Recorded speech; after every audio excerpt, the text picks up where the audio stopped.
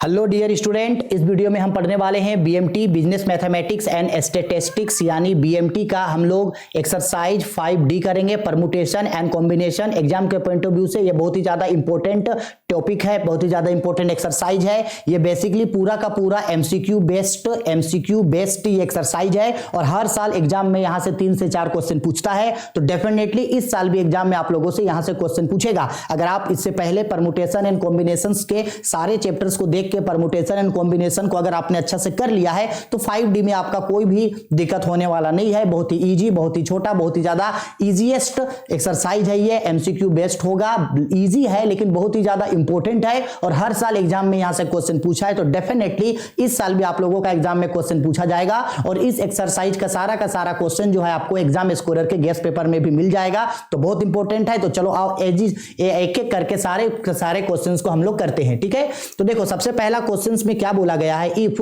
15PR is equal to 2730 then the value of R will B.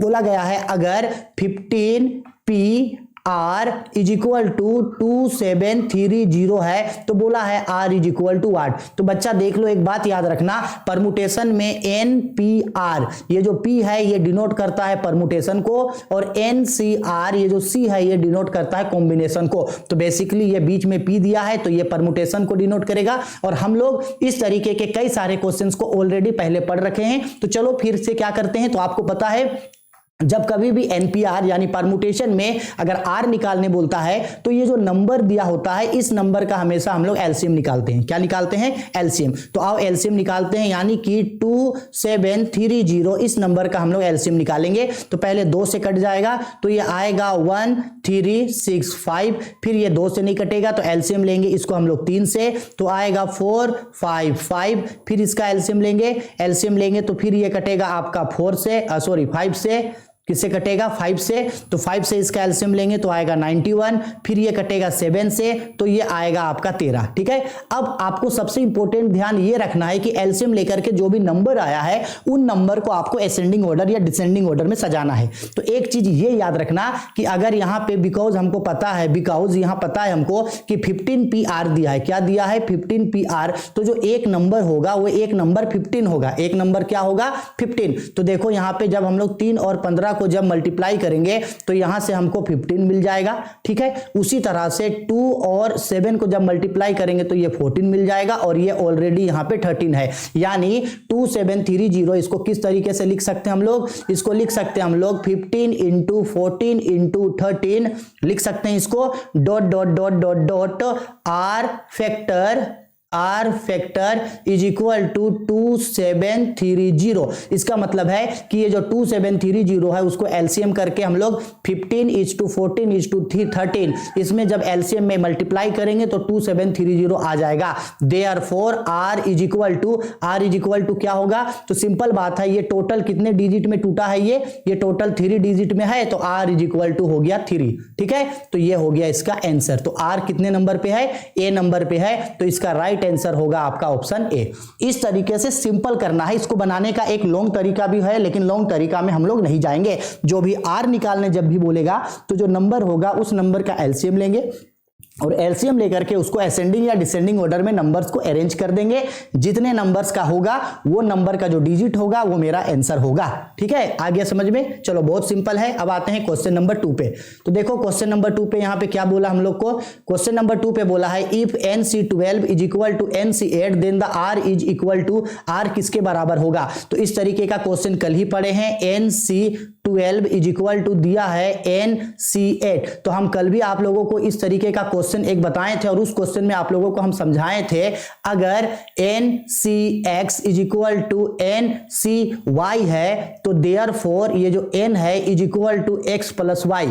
इसका मतलब हम ये बताने का कोशिश कर रहे हैं कि अगर कभी भी कॉम्बिनेशन में ऊपर वाला N अगर बराबर होता है तो नीचे वाले नंबर को जोड़ दिया जाता है। तो सेम ये भी ऐसे होगा, ऊपर भी N है तो बराबर है तो n इज इक्वल टू नीचे वाले नंबर को r को जोड़ दिया जाता है, तो इसमें 12 प्लस 8 जोड़ देंगे तो क्या होगा 20, और 20 ऑप्शन कितने पे है, ए पे है, तो इसका राइट आंसर होगा ऑप्शन ए, है ना। Very simple. इस तरीके का क्वेश्चन जो है हम लोग पहले भी पढ़े हैं, तो वही बोल रहे हैं अगर आप लोगों ने पहले से अगर इन सारे परमुटेशन एंड कॉम्बिनेशन को अच्छे से पढ़ रखा है तो आपको कोई भी दिक्कत होने वाला नहीं है, ठीक है। चलो अब आते हैं क्वेश्चन नंबर 3 पे। 3 पे बोला the number of ways in which 6 prizes can be given to 3 persons if a person may get any number of prizes, यानी ये बोल रहा है कि कितने तरीके से 6 prizes को 3 लोगों में बांटा जा सकता है। इन how many veg 6 prizes can be distributed among the 3 person, यानी 6 प्राइज है जो कितने पर्सन को बांटना है, 3 पर्सन को। तो हम इसका आप लोगों को एक डायरेक्ट फॉर्मूला समझाए थे कि पर्सन का पावर प्राइस होगा। हाँ जी, पर्सन का पावर क्या होगा, पर्सन PERSON, पर्सन का पावर क्या होगा, प्राइस होगा। ये पहले भी हम आप लोगों को समझाए थे कि जब कभी भी पर्सन में प्राइस को बांटा जाएगा तो पर्सन का पावर प्राइस होगा। तो बताओ यहां कितने पर्सन है, 3 पर्सन है, 3, और प्राइस कितना है 6, यानी 3 का पावर 6। तो 3 का पावर 6 इसमें से कौन सा ऑप्शन में है, ऑप्शन ए पे है, तो इसका राइट आंसर होगा ऑप्शन ए। फॉर्मूले को याद रखना, जब कभी भी पर्सन को प्राइस बांटा जाता है तो फॉर्मूला होता है पर्सन का पावर प्राइस, ठीक है। आया समझ में, तो इसका राइट आंसर होगा आपका ऑप्शन ए, ठीक है। आगे बढ़ते हैं। चलो क्वेश्चन नंबर 4 पे बोला गया how many different word of 2 letters can be formed out of the letters of the word cat. एक वर्ड है केट, एक वर्ड है केट, इस केट से एक बार में 2-2 वर्ड लेकर के कितने नए वर्ड को अरेंज किया जा सकता है, कितने नए वर्ड को क्या किया जाता है, अरेंज किया जा सकता है। तो हमको पता है अरेंज का मतलब होता है परमुटेशन, अरेंज का मतलब क्या होता है, परमुटेशन, ये पता है। इस तरीके का काफी सारा क्वेश्चन जो है वो हम लोगों ने पहले भी इजी तरीके से कर रखा है। तो अब इसको करते हैं। तो यहां सबसे पहले लिखेंगे number of total words, number of total words. तो बताओ CAT, केट, ये टोटल कितने वर्ड हैं, 3 वर्ड हैं। अब इसमें से कितने लोगों को कितना नंबर को लेना है एक बार में, 2 वर्ड टेकन, कितने वर्ड को लेना है, 2 वर्ड को लेना है। 3 वर्ड है केट, और एक बार में 2-2 वर्ड लेके कितने नए वर्ड अरेंज किया जा सकता है, यही बोला गया है। तो देयरफॉर डिफरेंट वेज कितने नंबर वर्ड्स को बनाया जा सकता है, इज इक्वल टू, सिंपल है, कितने वर्ड को बनाया जा सकता है, तो 3 नंबर है, 3 में से कितने वर्ड को अरेंज करना है, 2-2, तो 3p2 परमुटेशन है। तो ये फॉर्मूला बेसिकली NPR का फॉर्मूला हो गया। NPR का फॉर्मूला पता है, factorial n by factorial n minus r, पहले भी पढ़ रखे हैं। तो फैक्टोरियल n का मतलब है यहाँ पे factorial 3 divided by factorial 3 minus 2। Clear है यहां, ठीक है, यहां तक कोई दिक्कत नहीं है किसी को। अब इसको फैक्टोरियल 3 है तो ये फैक्टोरियल 3 बाय फैक्टोरियल 3 में से फैक्टोरियल 2 घटेगा, फैक्टोरियल 1 को डिवाइड करेंगे तो ये फैक्टोरियल 3 ही आएगा, ठीक है। अब क्या करेंगे, फैक्टोरियल 3 को जब हटाएंगे फैक्टोरियल तो 3:2:1 आएगा, यानी ये कैलकुलेट करके 2 3 जा 6, यानी 6 वर्ड बनाया जा सकता है। यानी ये जो लेटर है आपका केट, इस वर्ड से एक बार में 2-2 वर्ड लेके कितने लेटर बनाए जा सकते हैं, तो 6 लेटर बनाए जा सकते हैं। तो इसका राइट आंसर होगा आप लोगों का ऑप्शन बी, ठीक है। आया समझ में, इस तरीके के काफी सारे क्वेश्चंस को हम लोगों ने पहले किया है, ठीक है। चलो आगे बढ़ते हैं।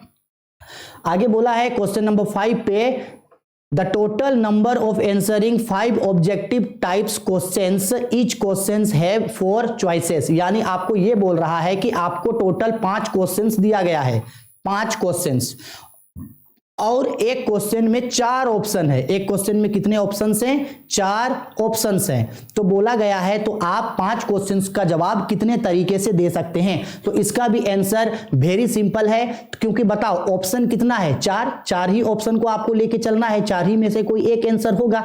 ऑप्शन कितना है भाई, 4 ही ऑप्शन को आपको लेकर के चलना है। तो यहां पे सिंपल डायरेक्ट इसका आंसर होगा number of total answering, number of total answering is equal to, बताओ टोटल कितना आपके पास ऑप्शन रहेगा, 4 ऑप्शन रहेगा, 4 और 4 में से कितना क्वेश्चन है टोटल 5, तो 4 का पावर हो गया आपका 5, ठीक है। तो यानी इसका 4 इंटू 4 इंटू 4 इंटू 4 इंटू 4, अब जब हम इसको कैलकुलेट करेंगे तो आएगा 1024, 1024 कितने नंबर पे है, ऑप्शन सी, तो इसका राइट आंसर होगा ऑप्शन सी, ठीक है।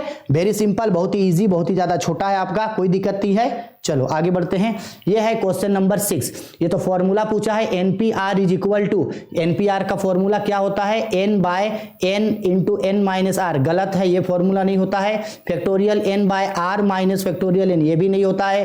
Factorial N by factorial R N minus R, ठीक है, ये होता है। आप इसी फॉर्मूले को एक और तरीके से भी बता सकते हो, factorial N by factorial N minus R, ठीक है। तो 6 का राइट आंसर है आपका ऑप्शन सी, ठीक है। फॉर्मूला पूछा था, बता दिए।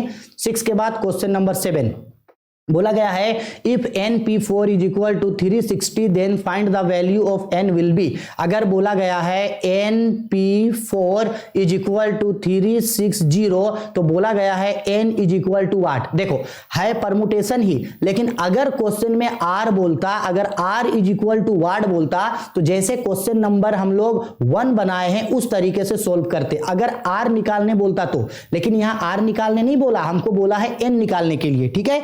n निकालने के लिए बोला तो आओ n निकालते हैं। तो हमको पता है एनपीआर का फॉर्मूला क्या होता है, तो इसको फॉर्मूला पे तोड़ेंगे। तो एनपीआर का फॉर्मूला होता है हम लोगों का factorial n by factorial n minus r, और इज इक्वल टू ये दिया है 360, ठीक है। तो आओ इसको जब फॉर्मूला तोड़ेंगे तो n का वैल्यू क्या है, n ही है, तो n का value n by factorial n minus r, तो n minus 4 is equal to ये हो गया 360, 360 इज इक्वल टू, अब n बड़ा है तो n को n माइनस 4 तक तोड़ सकते हैं। तो n को छोटा करेंगे, n minus 1, n minus 2, n minus 3, और ये जाएगा n minus 4, n minus factorial 4 तक जाएगा, डिवाइडेड बाय नीचे है n minus factorial 4 is equal to ये है आपका 360, हो गया। अब जो कॉमन है, जो कट रहा है, उसको हम लोग काटेंगे। तो बेसिकली यहां पे क्या क्या कटेगा, तो बेसिकली ये यहाँ पे, हाँ यहाँ पे ध्यान देना क्या क्या कटेगा, factorial n minus 4, n minus 4 cut गया, ठीक है। तो कट जाने के बाद क्या क्या बच गया है, तो बेसिकली यहाँ पे ये बच गया है n minus 1, n minus 2, n minus 3 is equal to 360। अब अगर इस तरीके से फॉर्म में बचा है तो यहाँ पे n minus 1, n minus 2, n minus 3 is equal to ये जो 360 है, 360 को एलसीएम लेना, और एलसीएम लेकर के याद रखना इसका जो डिजिट आएगा उसको, ये अगर यहाँ 1 2 3 4, ये अगर 4 यूनिट पे है तो यहाँ जो 360 का एलसीएम आएगा इसको भी 4 यूनिट पे तोड़ना है, ठीक है, यही करना है। तो आओ 360 का एलसीएम लेंगे, तो 2 से एलसीएम लेंगे तो 180 आएगा, फिर इसका 2 से एलसीएम लेंगे तो 90 आएगा, फिर 2 से एलसीएम लेंगे तो आपका 45 आएगा, फिर 3 से एलसीएम लेंगे तो 15 आएगा, फिर 3 से एलसीएम लेंगे तो 5 आएगा, फिर 5 से एलसीएम लेंगे तो 1 आएगा। तो ठीक है, तो अब यहां पे देखो कौन कौन सा इसका नंबर जो है वो आएगा, एक इसका 1 आएगा, एक इसका 2 आएगा, एक 1 आएगा, एक 2 आएगा, एक आपका ऑलरेडी 3 है, एक आपका ऑलरेडी 4 है, और एक आपका ऑलरेडी 5 है। आएगा डिजिट, बिल्कुल, हम चाहे तो 1 लिखो या चाहे तो 1 नहीं भी लिखो, कोई दिक्कत नहीं है। तो 4 डिजिट हुआ जी, 3 आया, इस 2 आया है, 3 आया है, यहां से 4 आया है और 5 आया है। यानी 360 को किस तरीके से लिख सकते हैं, 5 इंटू 4 इंटू 3 इंटू 2 इंटू एक और लिख सकते हैं, 1 2 3 4 हो गया, इधर भी 4 डिजिट, इधर भी 4 डिजिट हो गया। अब करना कुछ नहीं है, बड़ा से बड़ा और छोटा से छोटा डिजिट को पकड़ना है। तो हमको पता है इन चारों में सबसे बड़ा है n, तो n इज इक्वल टू, यहां से भी सबसे बड़ा है 5, तो n इज इक्वल टू 5। यहां दूसरे नंबर पे है n माइनस 1, तो n माइनस 1 सेकेंड नंबर पे है 4, यानी कि आपका n इज इक्वल टू कितना हो गया, 5। उसी तरह से अगर आप n माइनस 2 लीजिएगा तो यहाँ पे आपको 3 लेना होगा, यानी कि ये भी n इज इक्वल टू हो गया 5। उसी तरह से अगर आप सबसे छोटा नंबर n माइनस 3 लोगे तो यहाँ भी सबसे छोटा नंबर 2 लेना होगा, यानी कि n इज इक्वल टू हो गया 5। तो हमको पता चल गया है therefore n is equal to कितना होगा, 5, यही होगा इसका आंसर। ठीक है, आया समझ में। तो n इज इक्वल टू 5, तो इसका राइट आंसर कितने नंबर पे है? इसका राइट आंसर है ऑप्शन नंबर ए पे, तो इसका राइट आंसर होगा ऑप्शन ए। ऑप्शन ए इसका होगा राइट आंसर। ठीक है, आ गया समझ में। इस तरीके का कई क्वेश्चन जो है हम लोगों ने आगे कर रखा है, तो आप वहां से भी देख करके इसको इजी तरीके से जो है वो समझ सकते हैं। ठीक है, चलो आगे बढ़ते हैं। अब आते हैं हम लोग क्वेश्चन नंबर 8 पे। आओ आते हैं क्वेश्चन नंबर 8 पे।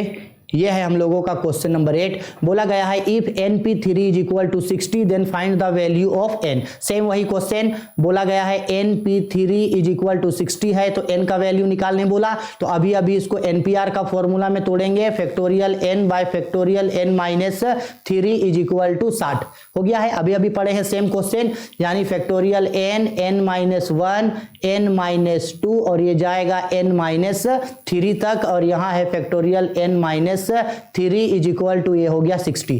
अब देखो factorial n minus 3 factorial n minus 3 cut गया तो भाई यहाँ पे क्या बचा? यहाँ पे बचा है आपका n माइनस 1 और ये हो गया n minus 2 is equal to 60। अब आप क्या करोगे? 60 का एलसीएम लोगे और 60 का एलसीएम को 3 डिजिट में तोड़ोगे, क्योंकि यहाँ 3 डिजिट है और n इज इक्वल टू जो पहला डिजिट आएगा वो आपका आंसर हो जाएगा। ठीक है, तो 8 नंबर छोड़ दे रहे हैं, इसका आंसर आप लोग खुद कमेंट करके बता देना। ठीक, 8 के बाद आते हैं क्वेश्चन नंबर 9। क्वेश्चन नंबर 9 पे बोला है find the value of 10c6 is equal to, क्या होगा इसका आंसर? तो देखो जी, c है यानी कॉम्बिनेशन है, यानी बेसिकली ये एनसीआर के फॉर्मेट पे है, एनसीआर, और एनसीआर का फॉर्मूला होता है factorial n by factorial r factorial n minus r, यही बोला। तो ये दिया है 10c6 इज इक्वल टू, यानी n के जगह 10 लिखाएगा फैक्टोरियल 10, r के जगह 6 लिखाएगा फैक्टोरियल 6, और n माइनस r यानी कि 10 माइनस 6। अब इसको सॉल्व करते हैं तो ये हो गया मेरा फैक्टोरियल 10 बाय ये हो गया फैक्टोरियल 6, और 10 से 6 घटेगा तो ये हो गया आपका फैक्टोरियल 4। अब जो बड़ा डिजिट है उसको छोटा करेंगे, यानी फैक्टोरियल 10 को फैक्टोरियल 6 तक छोटा करेंगे क्योंकि वो कट जाएगा।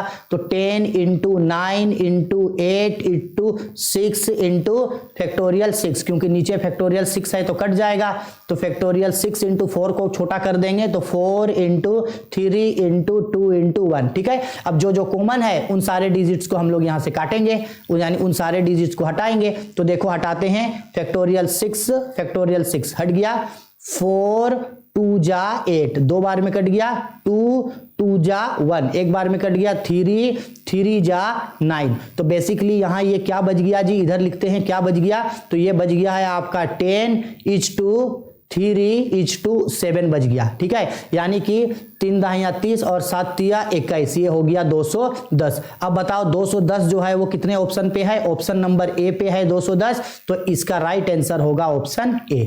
ठीक है, आ गया समझ में। इस तरीके से जो है इसको इजी तरीके से बनाना है। 9 हो गया। अब आते हैं क्वेश्चन नंबर 10 पे। ठीक है, आओ क्वेश्चन नंबर 10 पे बोला find the value of 7pr is, आपको बोला है 7p4 is equal to what? तो ये परमुटेशन का फॉर्मूला है, तो फॉर्मूला पता है क्या होता है? Factorial n by factorial n minus r, यही ना। तो फैक्टोरियल n बोले तो फैक्टोरियल 7 बाय फैक्टोरियल 7 माइनस 4। तो अब इसको कैलकुलेट करेंगे तो फैक्टोरियल 7 बाय फैक्टोरियल 3, यानी कि 7 is to 6 is to 5 is to 4 is to factorial 3, क्योंकि नीचे फैक्टोरियल 3 है तो फैक्टोरियल 3 कट जाएगा।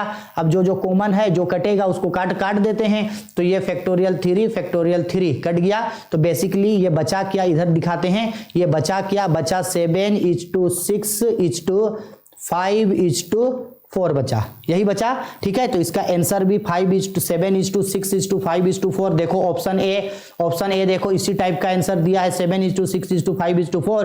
तो इसका राइट आंसर होगा ऑप्शन ए। ठीक है, आ गया समझ में। बहुत ही इजी, बहुत ही छोटा क्वेश्चन था। अब आते हैं क्वेश्चन नंबर हम लोग 11 पे। बोला गया है value of 60 is equal to what? तो याद रखना, अगर कॉम्बिनेशन में ऊपर और नीचे वाला नंबर बराबर होता है तो इसका राइट आंसर होता है ऑप्शन 1। इसका राइट आंसर होगा 1। कैसे आया? अब देखो समझा देते हैं, एनसीआर है तो एनसीआर का फॉर्मूला पता है, फॉर्मूला होता है आप लोगों का factorial n by factorial r factorial n minus r, यही होगा। तो फैक्टोरियल n यानी ऊपर वाला 60 और नीचे भी r है 60 इंटू 60 माइनस 60, यही होगा। तो ये हो गया ऊपर वाला हो गया फैक्टोरियल 60 बाय फैक्टोरियल 60 और 60 घटेगा तो फैक्टोरियल 1 होगा, 1 का वैल्यू 1 होता है। अब बताओ फैक्टोरियल 60 कटेगा तो कितना आएगा, 1 आएगा। तो इसका राइट आंसर होगा ऑप्शन ए। यानी याद रखना ना, अगर हम आपसे पूछे कि 10c10 is equal to what, तो आंसर होगा 1। अगर हम बोले 7c7 is equal to what, तो आंसर होगा 1। अगर हम बोले कि 0c0 is equal to what, तो बोल देना इसका आंसर होगा 1। ठीक है, अगर कॉम्बिनेशन में ऊपर और नीचे अगर डिजिट बराबर है तो इसका आंसर 1 आता है। ठीक है, आगे समझ में 11 नंबर हो गया। 11 के बाद आगे आते हैं क्वेश्चन नंबर 12 पे। बोला गया है इन how many veg 5 person can be seat around a circle table. अब टेबल वाला क्वेश्चन और सर्कल वाला क्वेश्चन हम आप लोगों को बहुत ही इजी और बहुत ही अच्छे तरीके से जो है उस समय समझाए थे। एक बार और समझा देते हैं। बोल रहा है कि कितने तरीके से 5 लोगों को एक सर्कल में के टेबल में, एक टेबल जो सर्कल है, सपोज कर लो ये एक टेबल है, ये एक टेबल है गोल से, इस टेबल में 5 लोगों को कितने तरीके से बैठाया जा सकता है। एक आदमी यहां बैठ सकता है, एक यहां बैठ सकता है, एक यहां बैठ सकता है, एक यहां बैठ सकता है, एक यहां बैठ सकता है। 5 लोग बैठ गया तो कितने तरीके से बैठ सकता है। तो हम आप लोगों को बताए थे कि जब भी सर्कल का काम होता है तो एक हमेशा माइनस किया जाता है, और जब कभी भी क्वेश्चन में सर्कल का जिक्र आता है, सर्कल, तो इसका फॉर्मूला बताए थे फैक्टोरियल n-1। ठीक है, n का मतलब है पर्सन, तो n इज इक्वल टू यहां टोटल कितने पर्सन है, 5 पर्सन है। तो आंसर इसका कॉन्सेप्ट होगा n मतलब पर्सन, कितने पर्सन है 5, तो 5 माइनस 1 होगा, यानी कि फैक्टोरियल 4, फैक्टोरियल 4 को हटा देना तो 4 इंटू 3 इंटू 2 इंटू 1, तो यह आएगा 4 तिया 12, 12 दूनी 24। तो इसका राइट आंसर होगा 24, और 24 कितना नंबर पे है, ऑप्शन डी पे है। तो इसका राइट आंसर होगा आपका ऑप्शन डी। ठीक है, जब कभी भी सर्कल होता है तो सर्कल का फॉर्मूला होता है फैक्टोरियल n-1। इस फॉर्मूले को याद रखना। ठीक है, इसको पहले भी पढ़े थे। चलो 12 नंबर हो गया। अब आते हैं क्वेश्चन नंबर 13 पे। ये है क्वेश्चन नंबर 13। बोला गया है इन how many veg Mayank can invite at least 1 friend at A dinner out of 4 friend. ध्यान से इस कॉन्सेप्ट को समझना। हम बोल रहे हैं ये एक पर्सन है मयंक, और इस तरीके का क्वेश्चन एग्जाम स्कोरर में भी मिला है, तो ध्यान से समझना ये एक पर्सन है मयंक।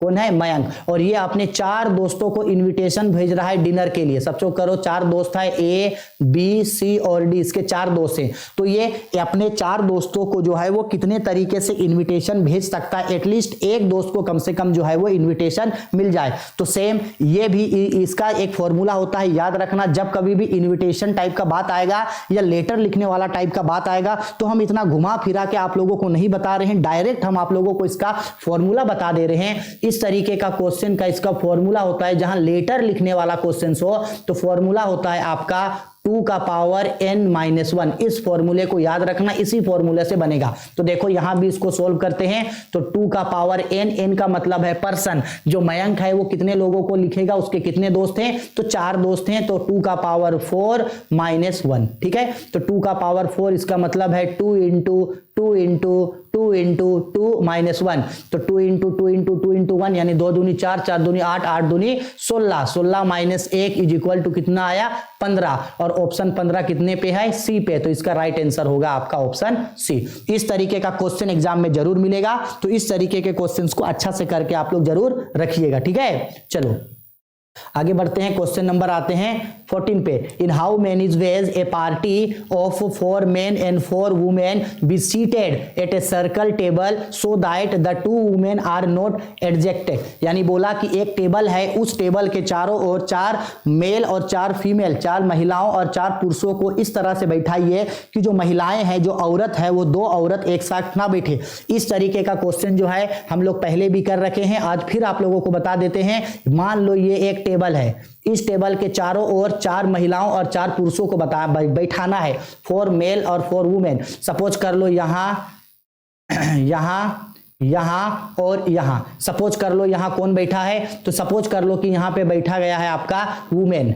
ये एक वुमेन है, ये एक वुमेन है, ये एक वुमेन है और ये एक वुमेन, 4 वुमेन। अब इसके अंदर में 4 मेल को बैठाना है ताकि 2 वुमेन एक साथ ना बैठे, तो यहाँ एक मेन बैठ सकता है, यहाँ एक मेन बैठ सकता है, यहाँ एक मेन, यहाँ एक मेन, यहाँ एक मेन बैठ सकता है, यहाँ एक मेन बैठ सकता है, यहाँ एक मेन बैठ सकता है और यहाँ एक मेन। ठीक है, ऐसे होने से क्या हुआ कि जो 4 महिलाएं हैं वो एक साथ नहीं बैठ सकता है। अब मेरा सवाल है, अगर 4 महिलाएं एक साथ नहीं बैठ सकती है तो 4 महिलाएं, 3 महिलाओं तो एक साथ मतलब क्वेश्चन हम ये बताने का कोशिश कर रहे हैं कि 4 महिलाएं एक साथ नहीं बैठ सकती है। ठीक है, तो टेबल के चारों ओर 4 महिलाओं को बैठाएं, तो पहले यहां लिखते हैं हम लोग number of ways for sitting of women, कि वुमेन कितने तरीके से बैठ सकते हैं। तो 4 वुमेन है तो 4 में से एक को नहीं बैठाना है सर्कल में, तो सर्कल वाला फॉर्मूला होता है फैक्टोरियल n-1, अभी समझाए थे। तो 4 वुमेन है 4-1 यानी कि ये हो गया फैक्टोरियल 3। तो 4 महिलाओं को कितने तरीके से बैठा सकते हैं साथ में, फैक्टोरियल 3। अब उसी तरह से number of ways for sitting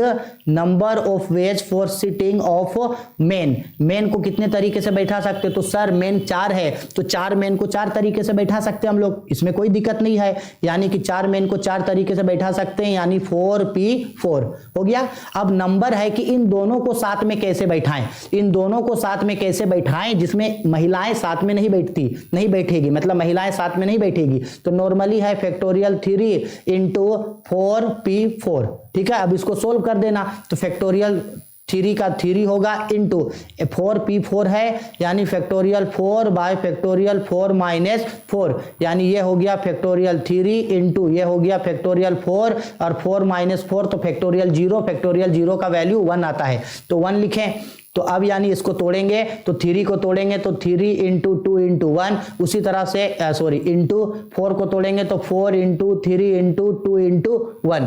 ठीक है, अब इन सबको मल्टीप्लाई करेंगे, 3 into 2 into 1 into 4 into 3 into 2 multiply करेंगे, सबको डिजिट सेम है ना भाई, तो मल्टीप्लाई करेंगे, तो मल्टीप्लाई करके इसका पूरा का आंसर आ जाएगा 144। तो इसका राइट आंसर होगा 144, जो 144 ऑप्शन सी पे है, यानी इसका राइट आंसर होगा आपका ऑप्शन सी। ठीक है, आ गया समझ में, आगे बढ़ते हैं। अब लास्ट क्वेश्चन है आज का, और देखो एक और, ये जो 14 नंबर क्वेश्चन है, इस तरीके का क्वेश्चन हम लोग पहले भी कर रखे हैं, और इस तरीके का क्वेश्चन खास कर ये सिटिंग वाला इस तरीके का क्वेश्चन एग्जाम में पूछा जाने का चांस होता है, तो इसको अच्छा से आप लोग जरूर कर लेना। ठीक है, लास्ट क्वेश्चन इस एक्सरसाइज का और इस चैप्टर का लास्ट क्वेश्चन बोला गया है, the number of circular permutation of n things taken r at a times is, बोला गया है n थिंग्स है और इसमें से टेकन करना है आर को, टेकन। तो जब कभी भी टेकन आता है, टेकन का मतलब होता है कॉम्बिनेशन, तो कॉम्बिनेशन का ये फॉर्मूला है, ना तो ये होता है, ना ये होता है, ना ये होता है। ठीक है, तो ये इसका फॉर्मूला है NPR बाय फैक्टोरियल, यहाँ आर फैक्टोरियल आर छूटा है, फैक्टोरियल आर, ये इसका होगा राइट आंसर, यानी 15 का आंसर होगा आपका ऑप्शन डी। ठीक है, समझ में आ गया। अगर कोई भी दिक्कत, डाउट, परेशानी है तो कमेंट करके पूछना, और एक्सरसाइज 5D को जरूर करके जाना, क्योंकि एग्जाम के पॉइंट ऑफ व्यू से बहुत ही ज्यादा इंपॉर्टेंट है, और एग्जाम में यहां से इससे क्वेश्चन पूछेगा, डेफिनेटली क्वेश्चन पूछेगा आप लोगों को। इसके बाद डिटरमिनेंट्स का वीडियो आप लोगों के लिए अपलोड कर देंगे, साथ ही साथ अकाउंट्स, बिजनेस स्टडी, बाकी सब्जेक्ट्स का भी वीडियोस जो है वो आप लोगों के लिए अपडेट कर दिया जाएगा। ठीक है।